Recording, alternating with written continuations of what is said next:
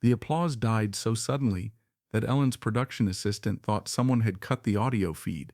One moment, Ellen DeGeneres was celebrating National Foster Care Awareness Month with her usual warmth, her audience of 300 people engaged and supportive. The next moment, complete silence as a 7-year-old boy in the front row stood up and said 8 words that would change everything. "Daddy forgot how to be happy, so I take care of him now." The studio fell into stunned quiet. Ellen's smile faded slowly as she processed what she just heard from this tiny voice that carried the weight of impossible responsibility. It was Thursday afternoon at the Warner Bros. Studios in Burbank. Ellen's Little Heroes segment was being taped, the set decorated with colorful drawings from children and inspiring messages about resilience. The energy had been exactly what producers expected: uplifting, hopeful, filled with stories of young people overcoming challenges. But sitting in the front row, wearing clothes that were clean but clearly too big for his small frame, was someone whose presence would transform this ordinary Thursday into television history. 7-year-old Tommy Wilson had been brought by his neighbor, Mrs. Patterson, carrying a story that would stop Ellen's show and create the most emotional moment about childhood resilience and love ever captured on television. Tommy was small for his age, with sandy brown hair that looked like someone had tried to cut it at home, and green eyes that seemed far too old for his young face. He wore a red t-shirt that hung loose on his tiny shoulders and jeans that had been rolled up several times at the cuffs. Around his neck hung a small gold locket that had belonged to his mother. The show had progressed normally through its opening segments. Ellen danced through the audience with her characteristic energy, celebrating stories of children who had shown remarkable courage in difficult circumstances. She interviewed a celebrity guest about their children's charity work, creating the kind of positive atmosphere that made good television. During the Little Heroes segment, Ellen had been highlighting young people who had overcome adversity with grace and strength.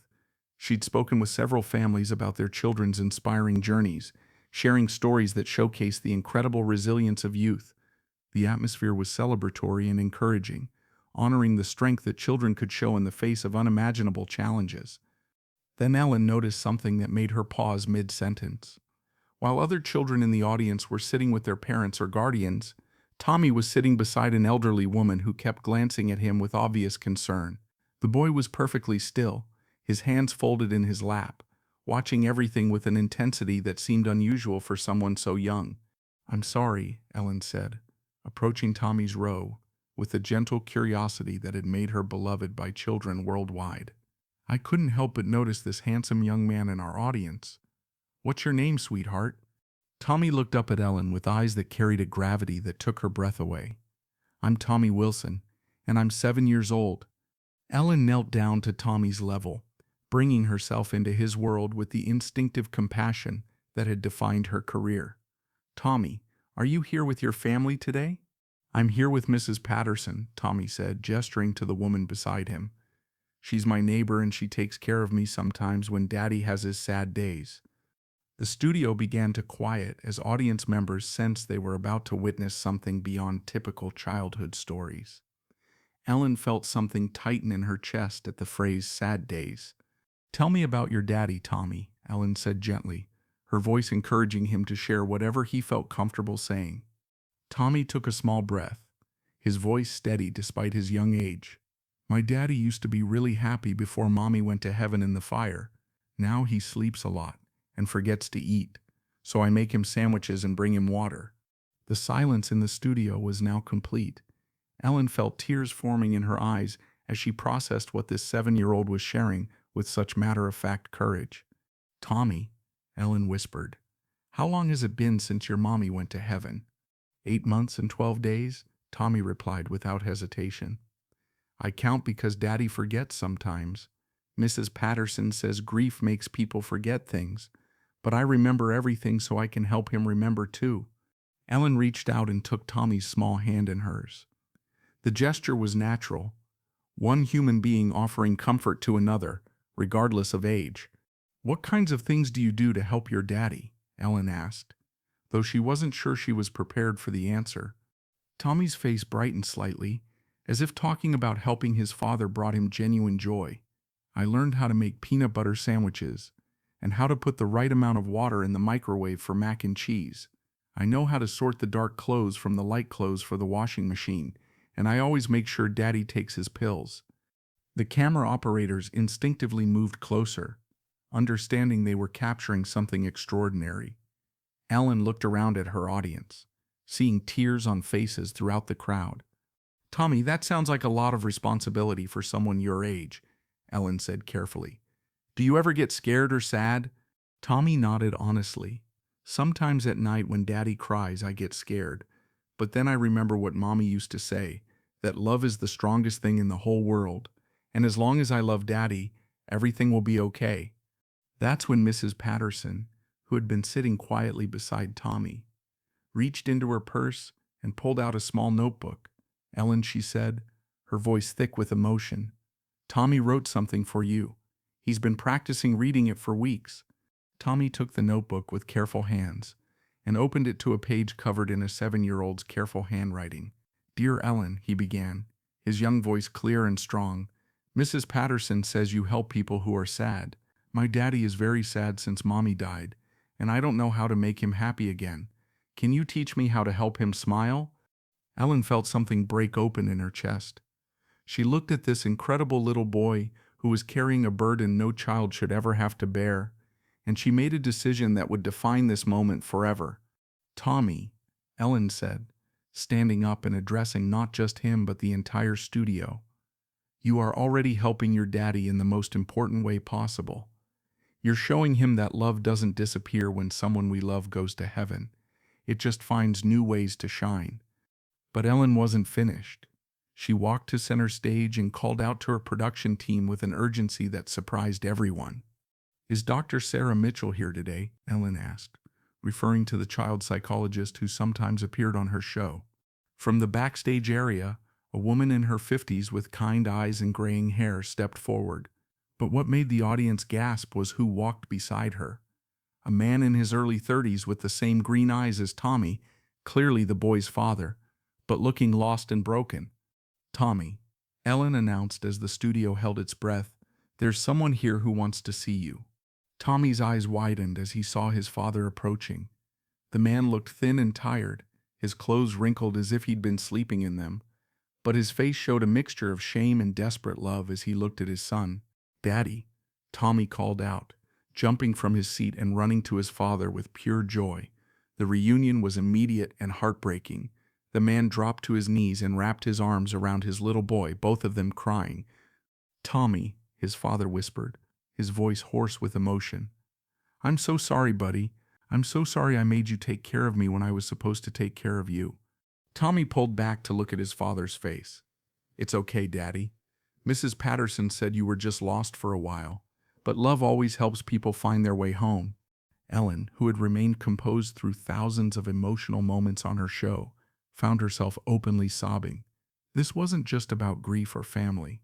This was about a 7-year-old boy who had chosen love over fear and had literally saved his father's life through his unwavering devotion. Dr. Mitchell stepped forward and knelt beside Tommy and his father. "Mr. Wilson," she said gently, "Tommy has been the bravest little boy I've ever met. He called my office 3 weeks ago and asked if I could help his daddy stop being sad. He's been worried sick about you." Tommy's father looked at his son with amazement and shame. "You called a doctor? Tommy, how did you even know how to do that?" "Mrs. Patterson helped me look up the number," Tommy said proudly. "I told the lady on the phone that my daddy needed help remembering how to be happy, and she said Dr. Mitchell could help us." Ellen walked over to the family and knelt down beside them. "Mr. Wilson, your son has been taking care of you because he loves you. But now it's time to let the grown-ups take care of both of you." She reached into her jacket and pulled out her checkbook. "This is for therapy, for whatever support your family needs, and for Tommy's education. Because what this little boy has shown us today is that love really is the strongest force in the world." Ellen wrote out a check for $75,000 and handed it to Tommy's father. "But more than that, I want to start something new. The Tommy Wilson Foundation for children who are caring for grieving parents, because no 7-year-old should have to carry this kind of responsibility alone." Tommy looked at Ellen with eyes full of hope. "Does this mean Daddy will learn how to be happy again?" "I think your daddy is already starting to remember," Ellen said. watching as Mr. Wilson held his son close. Because he has something very special to be happy about. He has you. As the episode concluded, Ellen addressed her audience with words that would become the Foundation's mission. Today we learned that sometimes the smallest people carry the biggest love. Tommy Wilson showed us that a 7-year-old's heart can be strong enough to hold an entire family together. But now it's our job to make sure he gets to be a little boy while the adults take care of the grown-up problems. The episode aired exactly as it happened, becoming the most watched segment about childhood resilience in television history. The response was immediate and overwhelming. Mental health organizations across the country reported increased calls from people seeking help for grief and depression. The Tommy Wilson Foundation, established with Ellen's donation, has since provided support for over 500 families where children have taken on caregiving roles due to parental mental health issues. Tommy became the foundation's youngest spokesperson, sharing his story to help other children understand that asking for help is a sign of strength, not weakness. Tommy's father entered intensive therapy and, with proper support, began his journey back to being the parent Tommy deserved. 6 months after their Ellen appearance, he returned to work as a teacher and started speaking publicly about grief and depression, often with Tommy by his side. Tommy himself thrived once the adult responsibilities were lifted from his small shoulders. He returned to being a regular 7-year-old who loved video games, soccer, and drawing pictures of his family, including his mother watching from heaven. During their return visit to Ellen's show a year later, Tommy had grown several inches and gained the carefree confidence that all children deserve. "Daddy smiles every day now," he told Ellen proudly, "and I don't have to make sandwiches anymore unless I want to help." Ellen keeps a photo from that first day on her desk. Tommy hugging his father while both of them cry, their love for each other visible in every line of their bodies. Next to it sits a drawing Tommy made for her, showing their family with his mother as an angel watching over them. The notebook Tommy brought that day, with his careful letter asking Ellen to teach him how to make his daddy happy, is now displayed at the National Museum of Childhood to represent the incredible strength that children can show when faced with impossible circumstances. Mrs. Patterson, who recognized that Tommy needed help and brought him to Ellen's attention, continues to be an honorary grandmother to the Wilson family. She often says that Tommy taught her that sometimes the most important thing a neighbor can do is notice when a child is being too grown up too soon. Today, Tommy is 8 years old and thriving in school. His father is healthy and present, and their family has become advocates for other families dealing with grief and mental health challenges. They speak at support groups, sharing their story of how love, properly supported by professional help, can heal even the deepest wounds. Because sometimes a 7-year-old's love is so pure, it can hold a broken adult together until help arrives. Sometimes the smallest hands can carry the biggest burdens until grown-ups remember how to be strong. And sometimes the most powerful lesson about family comes from a little boy who understood that taking care of someone you love isn't a burden, it's a privilege that should be shared with people who can help you do it right. 3 years later, Tommy stood before the United Nations Children's Assembly. As the youngest advocate ever invited to speak about children's rights and family mental health, his words carried the same gentle wisdom they had shown on Ellen's stage. But now his message reached world leaders, who listened in respectful silence as he shared what he'd learned about love, responsibility, and the importance of asking for help. As Tommy concluded his UN speech by saying, "Love is the strongest thing in the world, but even love needs help sometimes." Delegates from dozens of countries rose to their feet in recognition of this young man's extraordinary journey. The boy who had once carried the weight of his father's grief on his 7-year-old shoulders was now helping to reshape global policies about supporting families in crisis. Tommy's father watched from the audience that day with tears of pride, no longer the broken man who had forgotten how to smile, but a thriving advocate who had turned his own healing into a mission to help other families. Together they had proven that grief doesn't have to define a family's future, and that sometimes the smallest voices carry the most important messages about what it truly means to care for one another. The letter Tommy had written to Ellen that day asking her to teach him how to make his daddy happy is now part of the permanent collection at the Smithsonian as a testament to the power of childhood love and resilience. Sometimes the most profound wisdom comes not from adults who think they have all the answers, but from children who understand that love, when properly supported, really can heal anything,